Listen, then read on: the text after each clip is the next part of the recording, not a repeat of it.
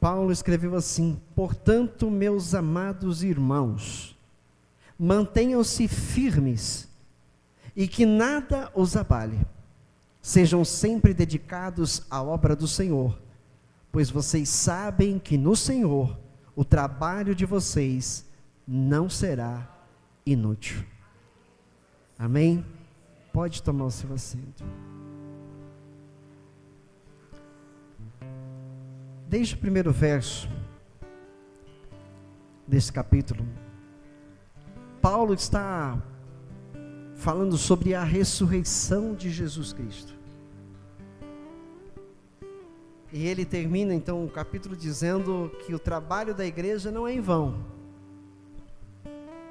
que o trabalho da pregação não é em vão, que tudo que a igreja fizer para o reino de Deus não será em vão, porque Cristo ressuscitou, porque Cristo vive para sempre. E eu vou ler para os irmãos, para depois falar, para depois ir adiante, na mensagem que eu intitulei Trabalho e Recompensa. A mensagem de hoje, o título dela é Trabalho e Recompensa. Todos os que trabalham esperam o quê? A recompensa. Qual é a recompensa de um trabalhador? O seu salário. Não é verdade? Todos trabalham por um salário, por ter o seu ganho, a sua recompensa. Então a igreja também trabalha e vai receber uma recompensa. Amém? Lá no primeiro verso em diante, Paulo então está conversando com a igreja e falando sobre a ressurreição de Cristo. Ele diz assim: irmãos, quero lembrar-lhes o evangelho que lhes preguei. Ou seja, ele está dizendo: eu quero lembrar a vocês o evangelho que eu preguei, e não esse evangelho que está sendo pregado por aí, um evangelho de facilidades, um evangelho onde não requer nenhum tipo de renúncia, né? Um evangelho onde tudo tem que dar certo, nada dá errado. Não, ele está falando de um evangelho, e o evangelho é o de Cristo Jesus. Quero lembrar-lhes o evangelho que lhes preguei, o qual vocês receberam e no qual estão firmes. Por meio deste evangelho, vocês são salvos. Somos salvos, irmãos. Somos salvos, você e eu somos salvos. Porque nós ouvimos este evangelho, cremos nesse evangelho e andamos nesse evangelho. Amém? Por meio deste evangelho vocês são salvos, desde que se apeguem firmemente à palavra que lhes preguei. Caso contrário, vocês têm crido em vão. Ou seja, se não temos estado firmes na palavra que está sendo pregada, se nós não estamos obedecendo essa palavra que está sendo pregada, se nós não estamos vivendo esta palavra que está sendo pregada, Paulo está dizendo: vocês estão crendo em vão. Se não existe transformação na vida de um cristão, ele está crendo em vão na palavra. Se ele não está mudando suas atitudes diárias, ele não está salvo, ele não está marcado como filho de Deus na vida, nessa terra. Por quê? Porque está crendo em vão. Que não obedece o evangelho está crendo em vão. E aí ele diz mais no 3: pois o que primeiramente lhes transmiti foi o que recebi. Olha o evangelho: que Cristo morreu pelos nossos pecados. O que são os nossos pecados? Os nossos erros, as nossas falhas, as nossas iniquidades, as nossas práticas pecaminosas, carnais, que ofendem a Deus. Cristo morreu pelos nossos pecados, segundo as Escrituras, foi sepultado e ressuscitou no terceiro dia, segundo as Escrituras, e apareceu a Pedro, depois aos 12, depois disso apareceu a mais de 500 irmãos de uma só vez, a maioria dos quais ainda vive, embora alguns já tenham adormecido. Ou seja, quando Paulo escreveu essa carta, muitos dos irmãos que haviam visto Jesus Cristo a olho nu, muitos dos irmãos que foram discípulos de Jesus, porque Jesus não tinha só 12, ele tinha muitos discípulos. Por 2 vezes são citados 72 discípulos, indo de 2 em 2, de casa em casa, de aldeia em aldeia, anunciando que Cristo por ali passaria. Num determinado momento, a maioria abandona Jesus porque não entendeu a pregação. Não entendeu quando Jesus falou sobre comer sua carne e beber do seu sangue. Porque ainda não estavam preparados para receber aquela palavra, porque era uma mensagem sólida. Era uma palavra, como se diz, uma comida sólida. E eles ainda estavam tomando leite, então aquilo eles não conseguiram digerir. E abandonaram Jesus por um período. Mas depois eles retornam. Depois da ressurreição de Jesus, depois que Jesus começa a reaparecer entre eles, eles retornam a Cristo. Entre esses 500 irmãos aqui, muitos eram discípulos de Jesus que retornaram. Verso 7. Depois apareceu a Tiago e então a todos os apóstolos. Depois destes apareceu também a mim, como a um que nasceu fora do tempo, porque Paulo era um perseguidor. Ele diz no verso 9: pois sou o menor dos apóstolos, e nem sequer mereço ser chamado apóstolo, porque persegui a igreja de Deus, mas pela graça de Deus sou o que sou.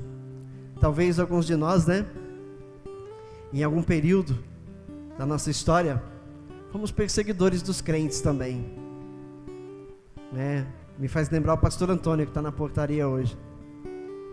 Ele contou aqui algumas vezes que ele gostava de zombar dos crentes, lá na Bahia, Ele contou que uma vez ele, com um cavalo, ele deu aquela arrastada com o cavalo na frente da igreja e jogou lama para dentro da igreja, os cristãos cultuando a Deus. Então veja, de alguma forma ele também foi um perseguidor, foi um zombador, mas Cristo teve misericórdia e o resgatou, Então Paulo foi um homem assim, perseguidor. A palavra de Deus diz que o primeiro mártir cristão, que foi Estevão, morreu aos pés de Paulo. Suas roupas foram deixadas aos pés de Paulo. Então veja quem foi este homem. Mas agora ele diz que pela graça sou o que sou, e sua graça para comigo não foi inútil. Antes trabalhei, o verso 10, antes trabalhei mais do que todos eles, mais do que todos os outros apóstolos. Paulo está dizendo que trabalhou. Contudo não eu, mas a graça de Deus comigo. Portanto, quer tenha sido eu, quer tenha sido eles, é isto que pregamos, e é isto que vocês creram, que Cristo veio a este mundo, pregou a verdade, porque Ele é a verdade, foi morto por causa dos nossos pecados, mas ao terceiro dia Ele ressuscitou, ou seja, Ele voltou a viver dentre os mortos, e andou entre os irmãos novamente, por 40 dias, um período de 40 dias, Cristo ressurreto continuou caminhando na terra, continuou comendo com os apóstolos, bebendo com eles, falando e ensinando. Antes dele subir aos céus, ele ainda deu suas últimas instruções aos apóstolos, quando ele disse: vão pelo mundo e preguem este evangelho. Aquele que crê e for batizado será salvo. As últimas instruções de Jesus.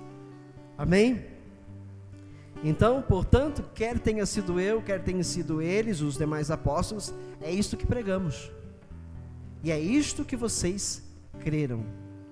Se você crê de verdade que este homem chamado Jesus é o Filho de Deus, que se despiu da sua glória, se humilhou e se fez um de nós, viveu entre nós, pregou o amor, morreu por nossos pecados, ressuscitou no terceiro dia, subiu aos céus, está sentado à direita do Pai e vai voltar, como a Bíblia diz, para a sua igreja, para o seu povo. Se você crê nisso, você é mais que feliz.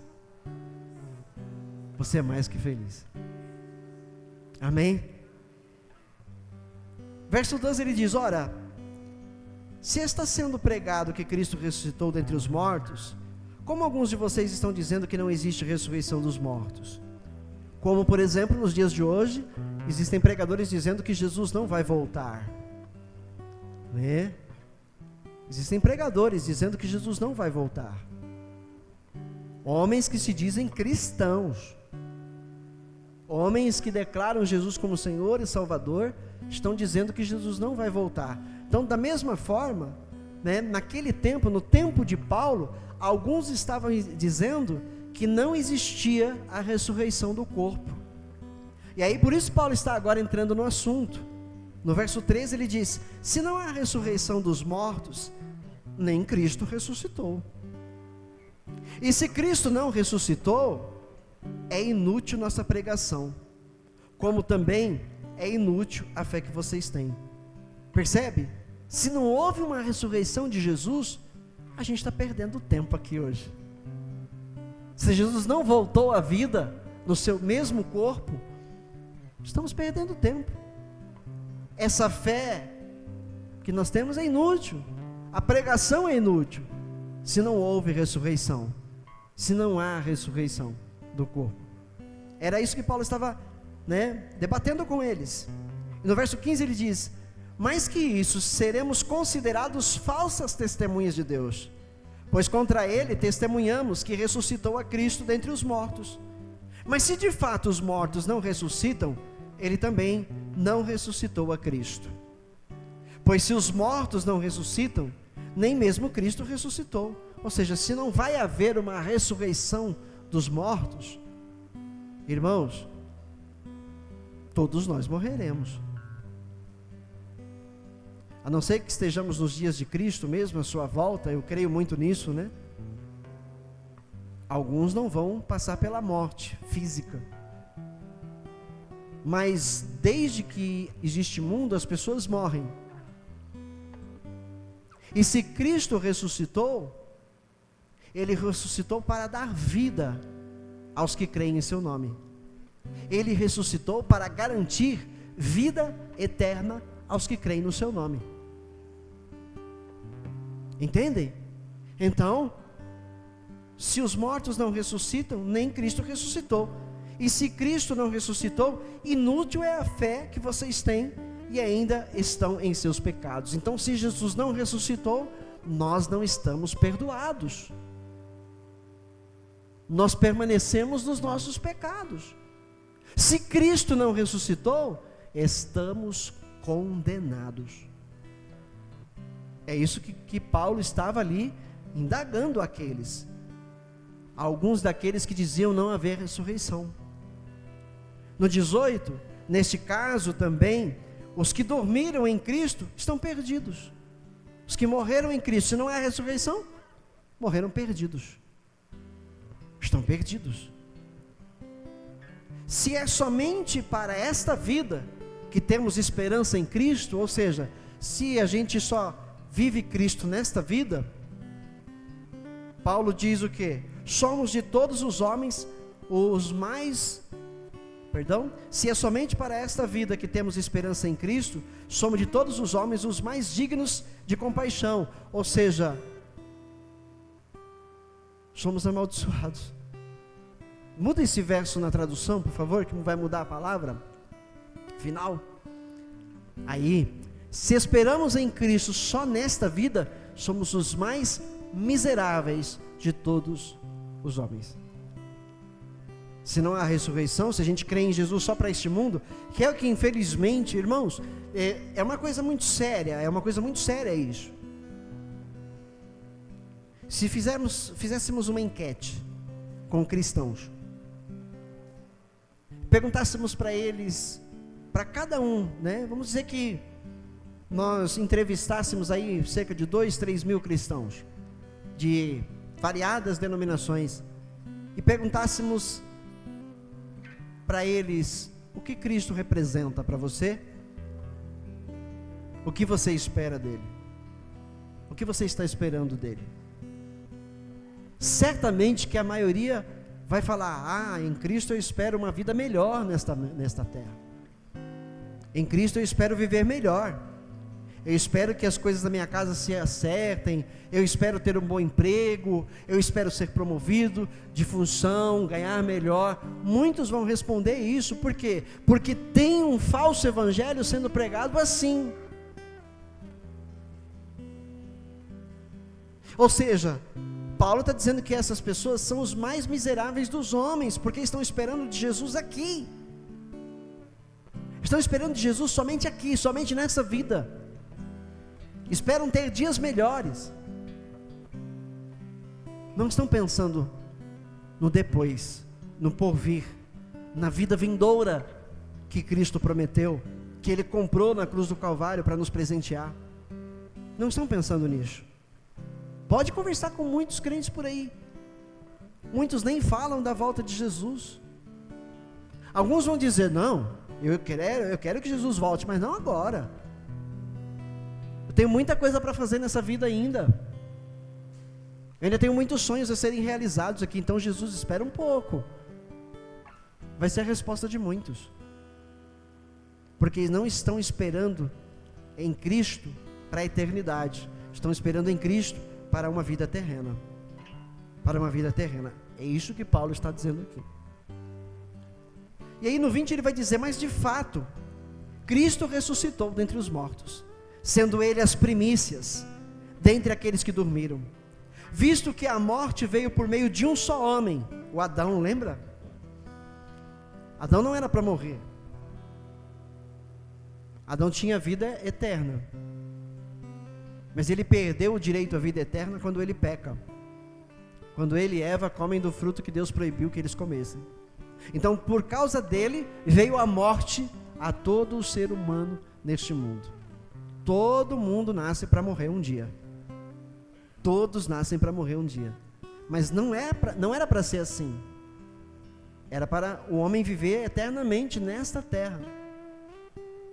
Entenderam? Por isso Paulo está dizendo aqui: visto que a morte veio por meio de um só homem, também a ressurreição.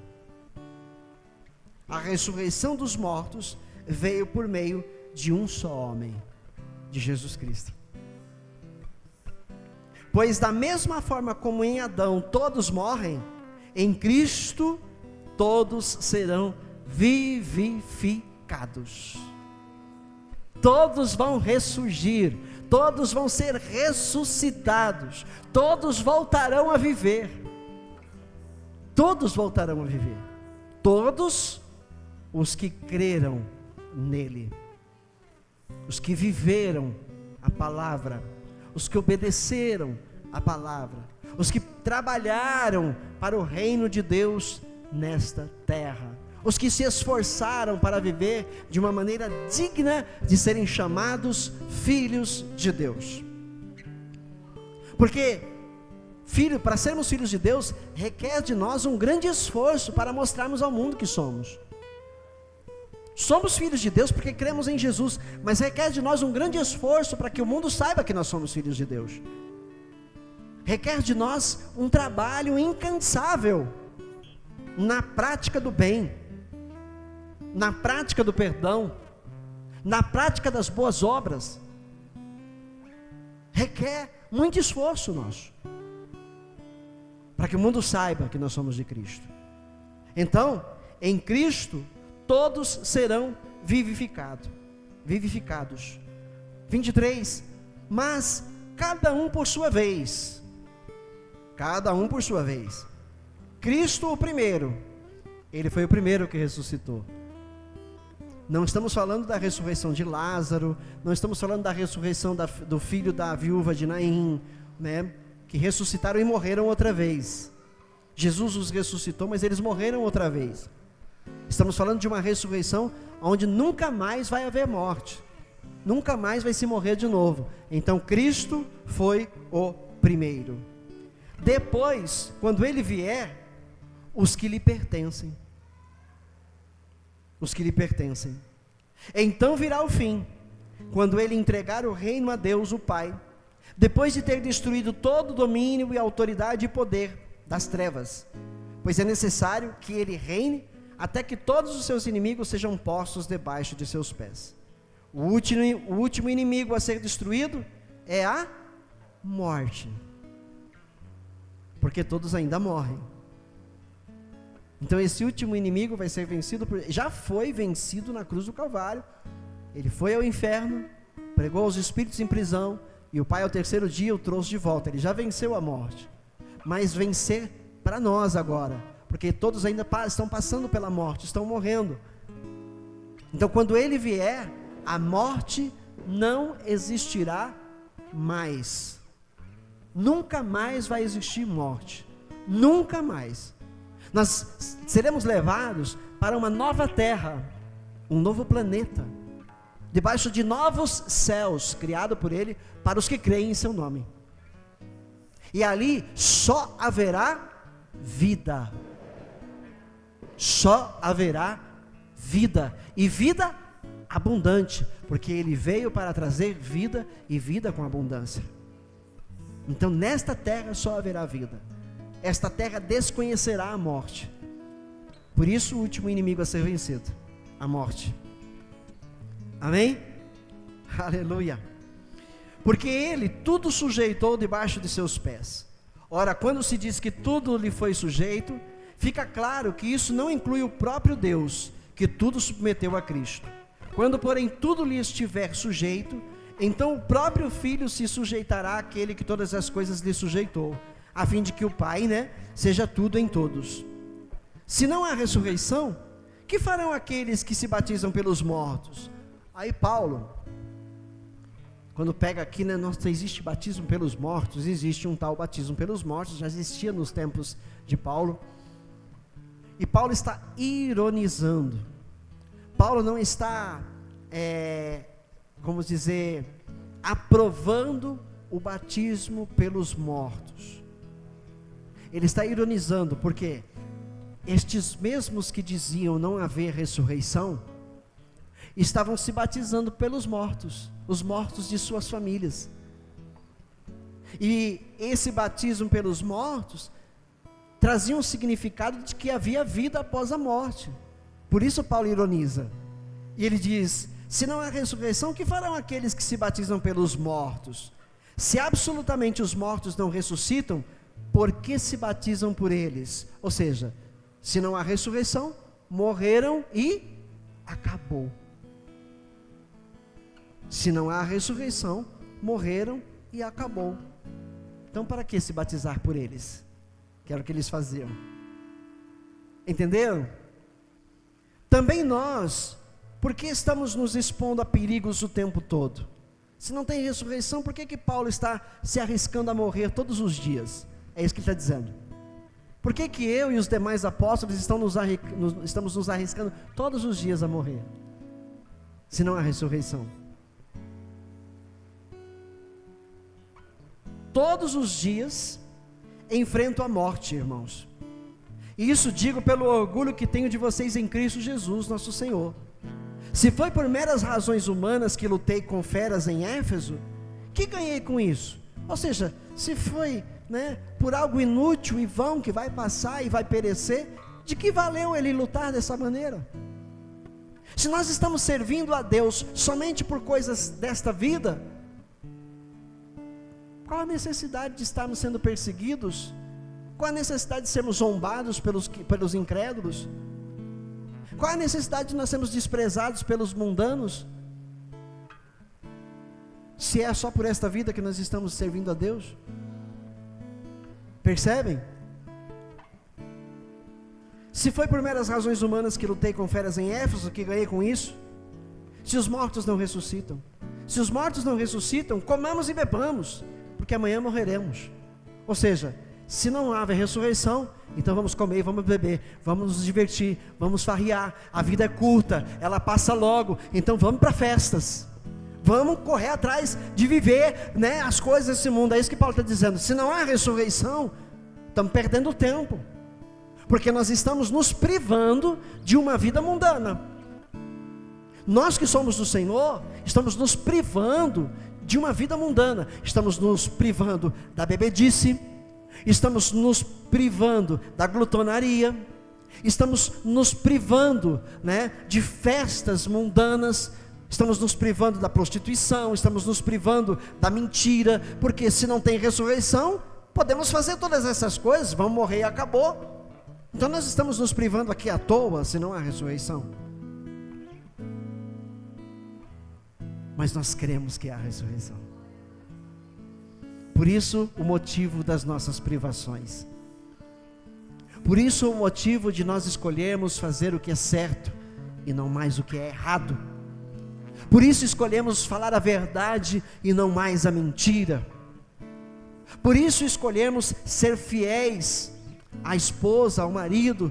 Por isso escolhemos sermos fiéis aos filhos, sermos fiéis aos pais. Por isso escolhemos sermos fiéis a Deus, congregar, ouvir a palavra, praticar a palavra, fazer o bem neste mundo, nos apartar, fugir da aparência do mal. Por isso estamos nos privando de todas essas coisas, porque nós cremos na ressurreição. Pois Cristo ressuscitou primeiro, para que nós pudéssemos também ressurgir. Amém? Glória a Deus. Eu não ouvi glória a Deus. Você está feliz com a ressurreição? Você não para pensar, nossa, viver eternamente, viver para sempre,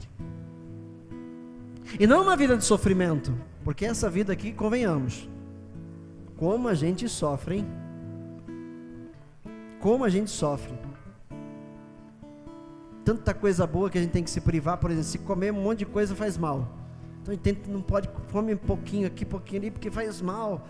Na eternidade não tem essa, a gente vai poder comer à vontade, não vai engordar, não vai ter diabetes, não vai ter colesterol alto, não vai ter problema de infarto.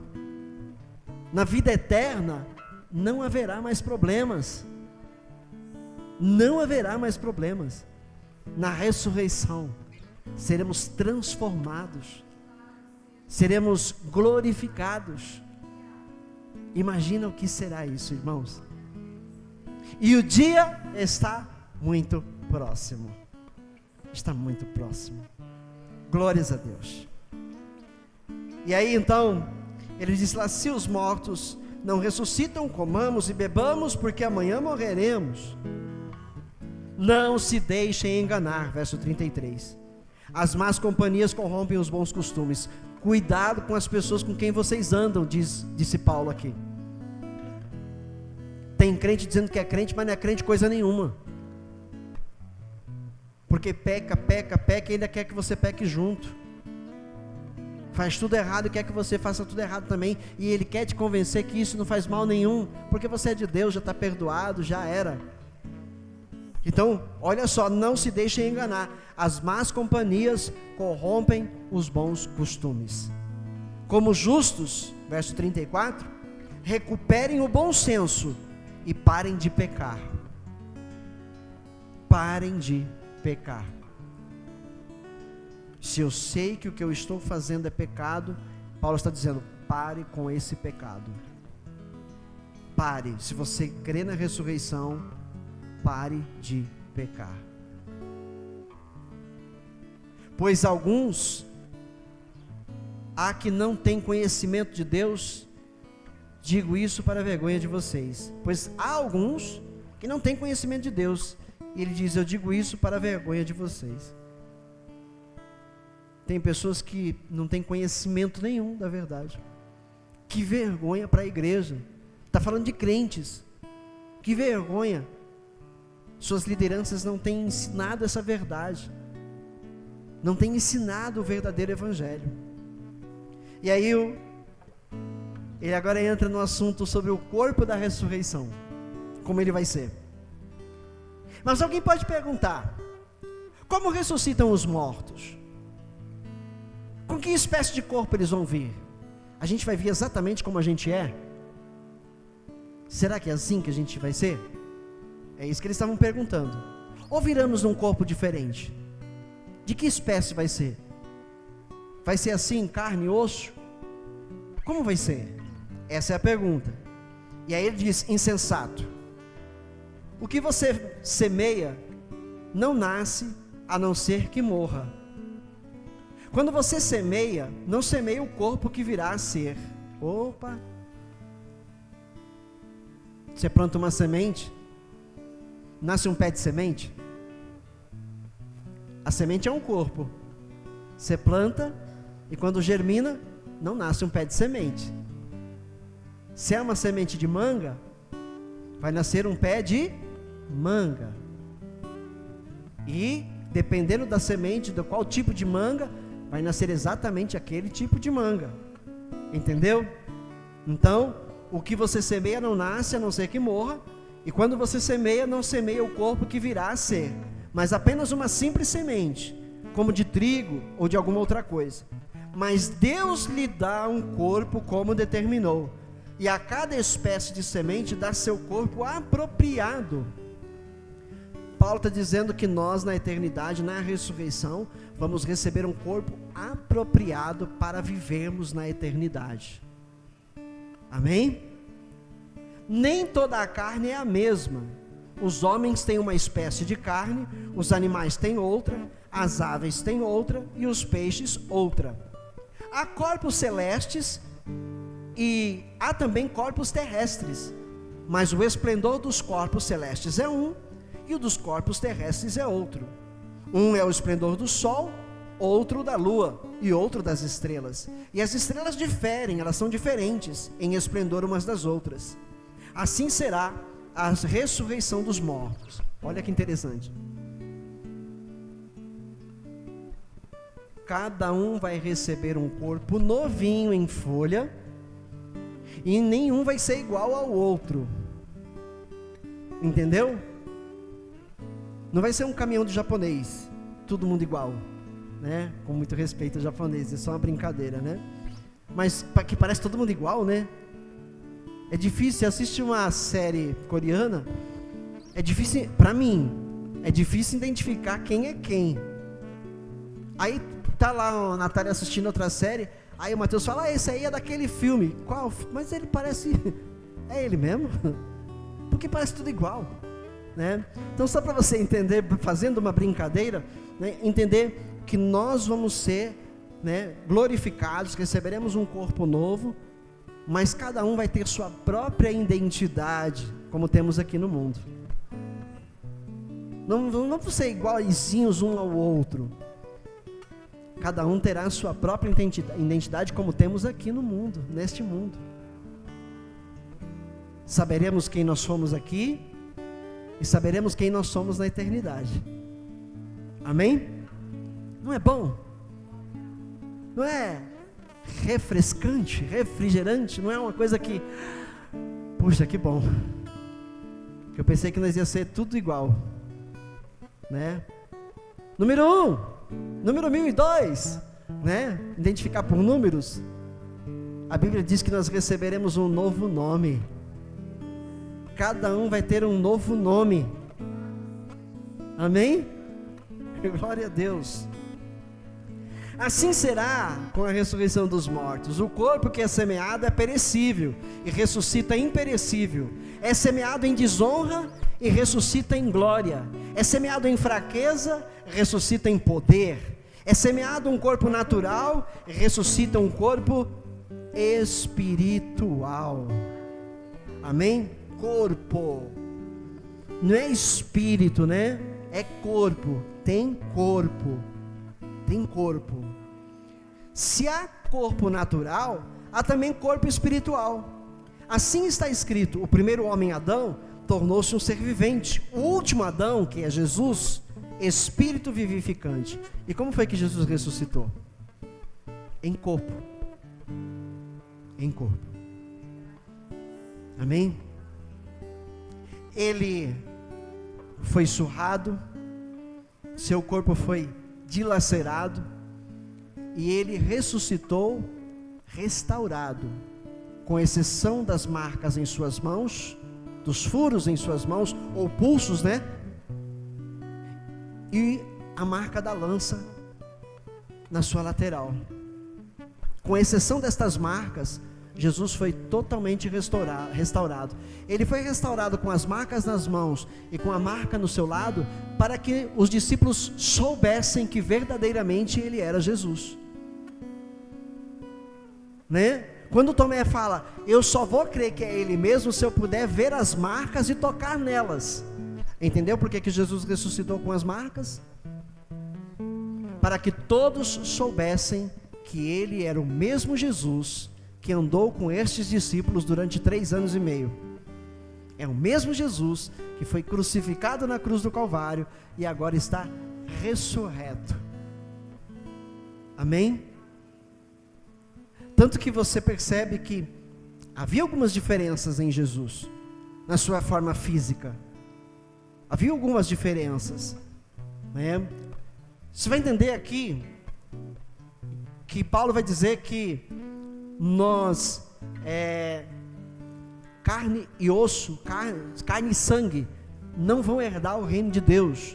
Então você entende que o corpo de Jesus foi transformado. Porque quando Jesus veio viver como homem no mundo, quando ele nasceu num corpo com carne e sangue correndo por suas veias. Tanto que ele foi crucificado e derramou sangue, todo o seu sangue escorreu-se pela cruz do Calvário. Mas quando ele ressurge, ele já não tem mais sangue, e a sua carne já não é a mesma.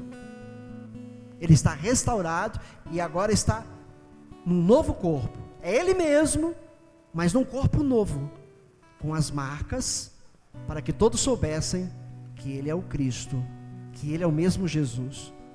Entendeu? Ou seja, num momento, Paulo diz aqui, todos aqueles que morreram em Cristo vão ser ressuscitados, vão voltar a viver, mas vão receber novos corpos. As mesmas pessoas em corpos novos. É possível, né, que se restaure a vida no mesmo corpo que nós temos, mas naquele momento, no abrir e piscar de olhos, esses corpos vão ser transformados, porque carne e sangue não podem herdar o reino de Deus. Esse corpo é o corpo da velha natureza, é um corpo de natureza pecaminosa. Ele não pode entrar no céu. Ele tem que ser restaurado, ele tem que ser transformado. O que você entende por transformação? O que você entende por transformação? Por exemplo, um carro velho, muito destruído, muito enferrujado, totalmente detonado. Eu não sei se todo mundo gosta de carro aqui, né? Mas tem programas na TV, no Discovery, que eles mostram transformação de carros. E o que eles fazem com carros bem antigos, velhos já, que ninguém dá nada por eles? Eles compram esses carros e eles restauram esses carros, mas não são exatamente, né, o mesmo carro. Eles mudam o motor, eles colocam um motor totalmente novo, um motor de última geração, né? Eles mudam muita coisa no carro, eles mudam, né, alguns designers no carro, e no final fica um carro lindo, maravilhoso, que os amantes de carro pagariam centenas de milhares de dólares para ter aquele carro, tamanha transformação que aquele carro recebeu. Então você entende o que é uma transformação? Não é a mesma coisa. Vai receber uma transformação, vai ser mudado, vai ser melhor, vai ser perfeito, como um dia foi no Éden. Vai ser perfeito. Entendeu isso? Amém? Vai ser você mesmo, vai ser você mesma, mas num corpo novinho em folha. Amém? Porque alguns têm medo. Será que eu vou lembrar quem eu era? Será que eu vou lembrar quem eu fui? Porque lá não vai ter casamento, não vai ter homem e mulher. Será que eu vou saber quem foi minha esposa? Será que eu vou saber quem foi meu marido? Quem foi meus filhos? E há quem ensine por aí que não vai haver lembranças. Se não vai haver lembranças, qual é o sentido? Pensa comigo. Se na eternidade, na vida eterna, não vai haver lembranças desta vida, qual é o sentido? Qual é o sentido de estarmos aqui? Qual é o sentido de ficarmos nos privando aqui desta vida, se quando a gente for para a eternidade, não vamos lembrar de nada? A Bíblia nos ensina que haverá lembranças. A questão é que nas lembranças não haverá dor, porque todo sentimento de dor, de tristeza, vai ser tirado. Com a transformação no novo corpo, não haverá sentimentos de tristeza, de dor, de sofrimento, de morte, de pecado. Entendeu? Porque o corpo vai ser perfeito, mas as lembranças desta vida vão existir. Ou então, como explicar Pedro, Tiago e João no Monte da Transfiguração? Pedro identificar quem era Moisés e identificar quem era Elias, quando eles apareceram lá diante de Jesus. Como explicar que eles identificaram? Pedro disse: mestre, quer que façamos uma tenda para o Senhor, uma tenda para Moisés e uma tenda para Elias? Como ele sabia? Entendeu? Ou seja, na eternidade você vai saber quem você é, você vai saber quem foi sua esposa, seu marido, seus filhos, só não vai haver casamento mais.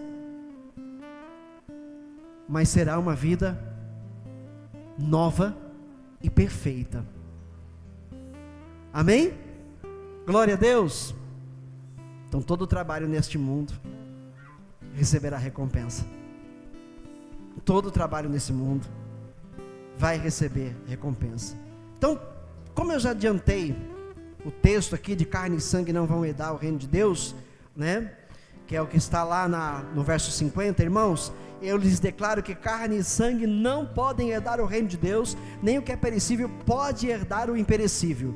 Eis que lhe digo um mistério: nem todos dormiremos, ou seja, nem todos passarão pela morte, mas todos seremos transformados num momento, num abrir e fechar de olhos, ao som da última trombeta, pois a trombeta soará, os mortos ressuscitarão incorruptíveis, ou seja, em corpos novos, e nós seremos transformados. Pois é necessário que aquilo que é corruptível se revista de incorruptibilidade, e aquilo que é mortal se revista de imortalidade. Quando, porém, o que é corruptível se revestir de incorruptibilidade, o que é mortal de imortalidade, então se cumprirá a palavra que está escrita: a morte foi destruída pela vitória. Não haverá mais morte. Onde está a morte, a sua vitória? Onde está a morte, o seu aguilhão? O aguilhão da morte é o pecado, e a força do pecado é a lei. Mas graças a Deus que nos dá a vitória por meio de nosso Senhor Jesus Cristo. Portanto, meus amados irmãos, mantenham-se firmes, e que nada os abale. Sejam sempre dedicados à obra do Senhor, pois vocês sabem que no Senhor o trabalho de vocês não será inútil. Por tudo isso que eu preguei até agora, vai valer a pena todo o seu trabalho para o reino de Deus neste mundo. Vai haver recompensa. Ou seja, viver na integridade, viver na honestidade, viver na verdade, vai trazer recompensas. No Salmo 112, no verso 6, no Salmo 112, no verso 6, olha o que diz o salmista. 112, verso 6: o justo jamais será abalado. Percebeu? O justo jamais será abalado, para sempre se lembrarão dele, para sempre. Ou seja, o justo tem recompensa de Deus na eternidade. Muda a tradução desse verso para mim. Porque nunca será abalado, o justo estará em memória eterna. Lá na eternidade, saberemos quem foi quem somos, e a memória da vida justa que vivemos para o reino de Deus neste mundo nunca vai ser esquecida. Nunca vai ser esquecida. Ser íntegro, ser justo, trará recompensa eterna. Amém? Em 1 Coríntios 3:8, vamos agora passear por alguns versos para corroborar com essa mensagem. 1 Coríntios 3:8 está dito assim: o que planta e o que rega tem um só propósito, e cada um será recompensado de acordo com o seu próprio trabalho. Mudando aqui a tradução novamente. Ora, o que planta e o que rega são um, mas cada um receberá o seu galardão segundo o seu trabalho. Ou seja, se você se empenha em viver uma vida que agrada a Deus neste mundo, você receberá recompensa na eternidade. Não estamos falando de vida eterna. A vida eterna já foi conquistada, foi comprada na cruz e foi nos dada de presente. A vida eterna foi concedida a você de presente. Cristo deu a vida eterna a você de graça. Ele pagou o preço. Ele pagou o preço. Estamos falando de recompensas na eternidade. Estamos falando de recompensa na eternidade, ou seja, somos salvos e já estamos na eternidade com Deus, novos céus, nova terra, e lá nós vamos receber recompensas. Olha como Deus tem muita coisa para nós na eternidade. Quanta coisa tem Ele para nós na eternidade. 2 Coríntios capítulo 7, verso 1. 2 Coríntios capítulo 7, no verso 1. Aleluia. Obrigado, Jesus. Amados, visto que temos essas promessas, ou seja, visto que há promessas para nós na eternidade, de recompensas,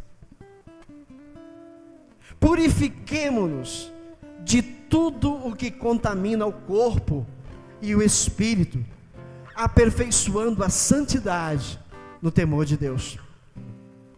Ou seja, visto que nós temos essas promessas, ou seja, as promessas de Deus, cada uma delas se cumpre.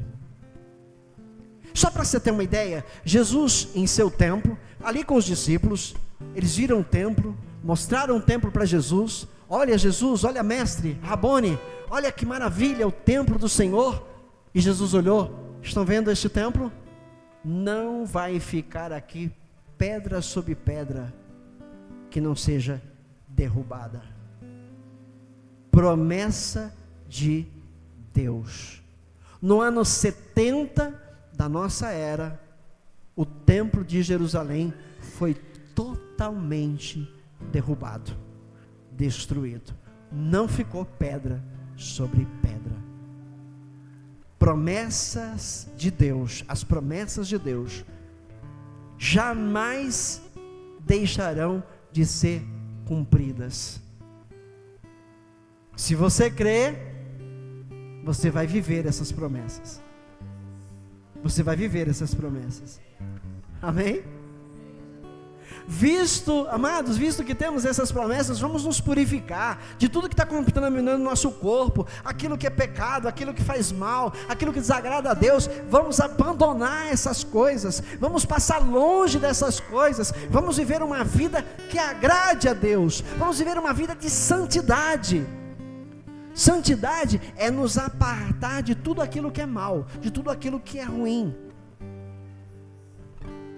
Ou seja, porque haverá recompensa por uma vida de santidade.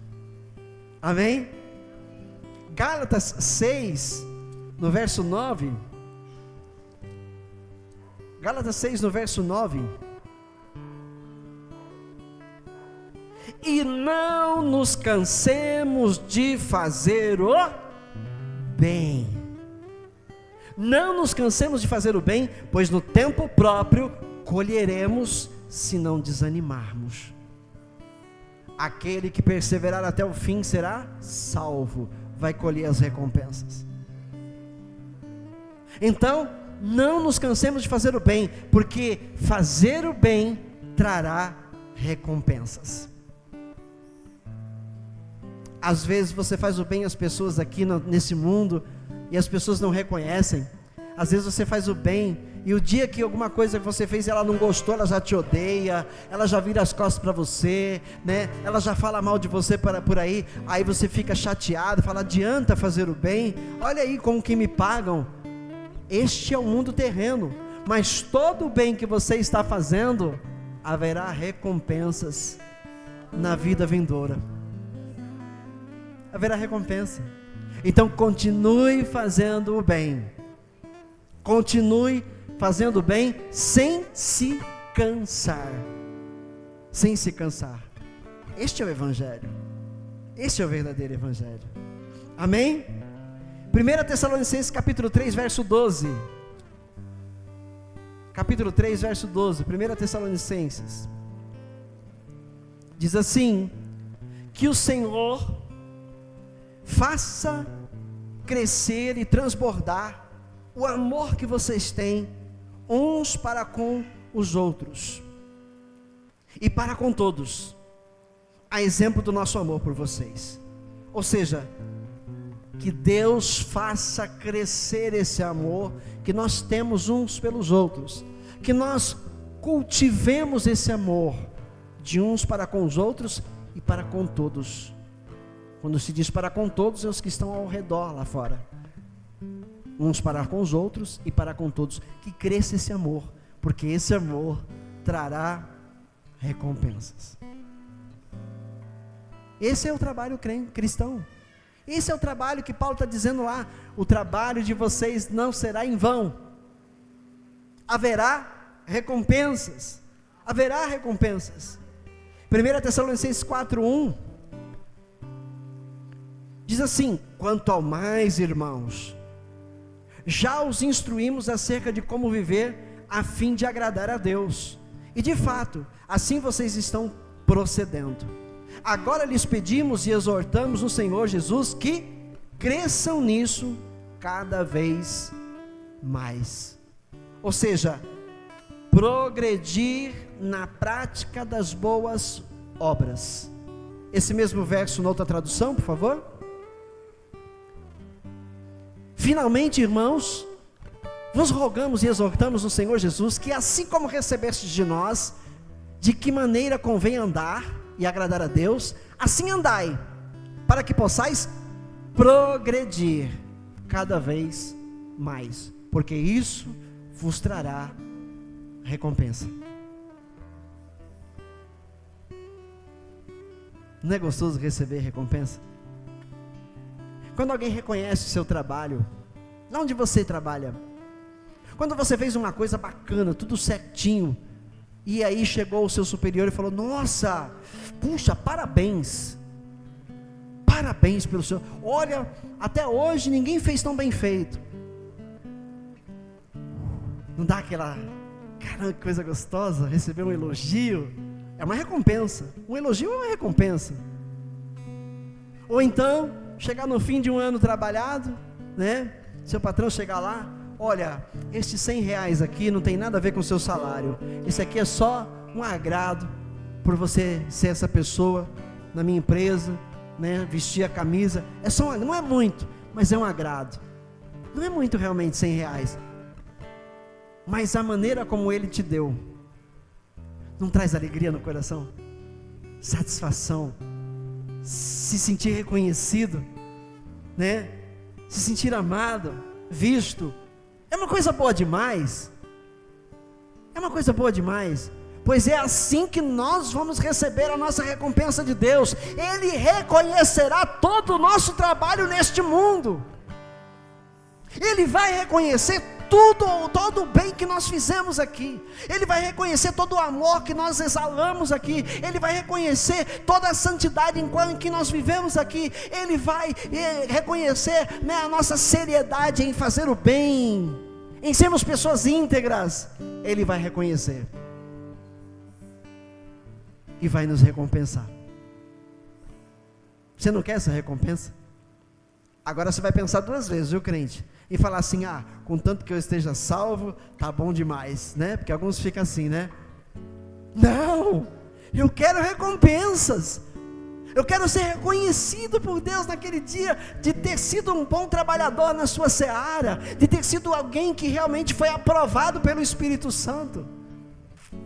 Receber um abraço de Jesus, e Jesus dizer, bom trabalho. Meu, que coisa maravilhosa, receber um abraço do Mestre. Já pensou nisso? Estamos terminando aqui, 2 Tessalonicenses 1:3.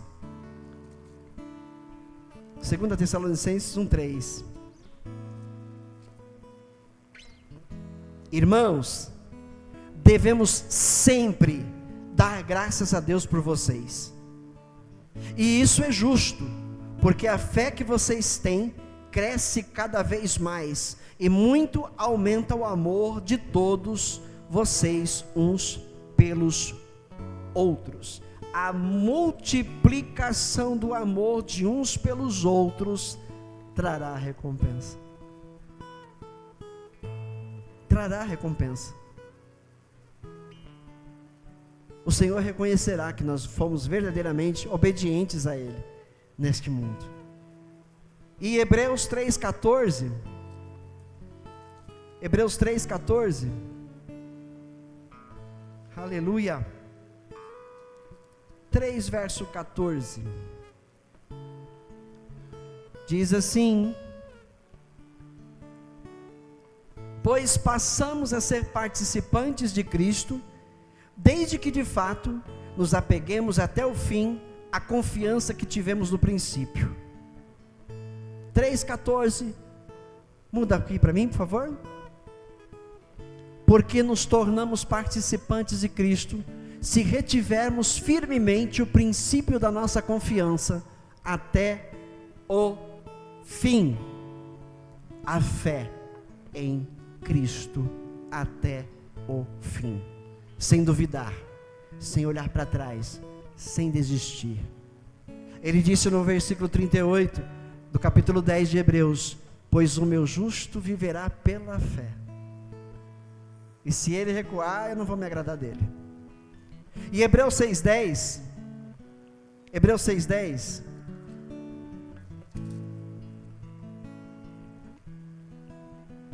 Deus não é injusto, Ele não se esquecerá do trabalho de vocês, entendeu? Ele não vai esquecer do seu trabalho, da sua dedicação nesta obra, da sua dedicação por sua família, da sua integridade no seu local de trabalho, do perdão concedido àqueles que lhe fizeram mal. O Senhor não vai se esquecer do trabalho de vocês e do amor que demonstraram por Ele, pois ajudaram os santos e continuam a ajudá-los. A recompensa virá, porque Deus não se esquecerá do nosso trabalho. Amém? E por fim, Hebreus 13, verso 21. Hebreus 13, verso 21.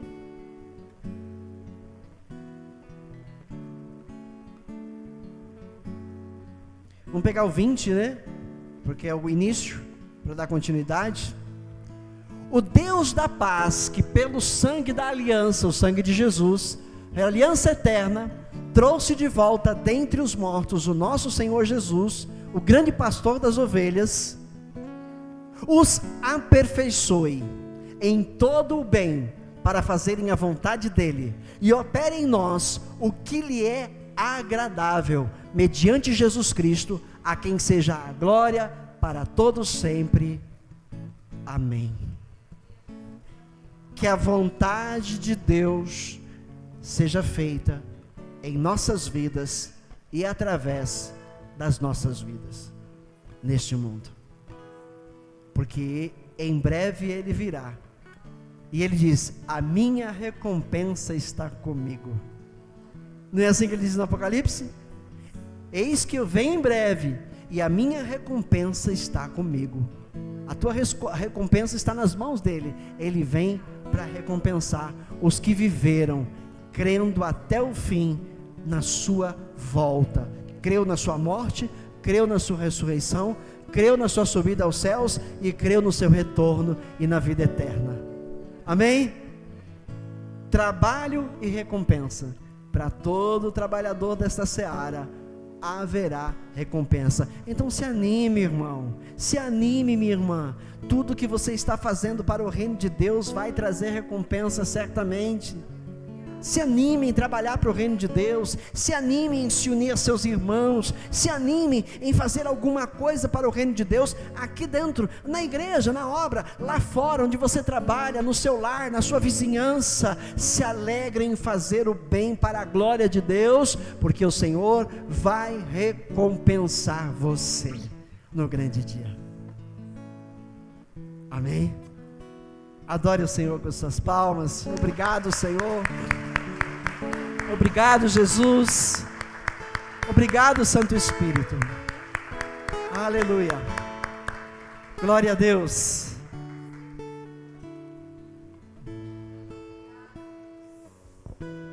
Glória a Deus. Amém.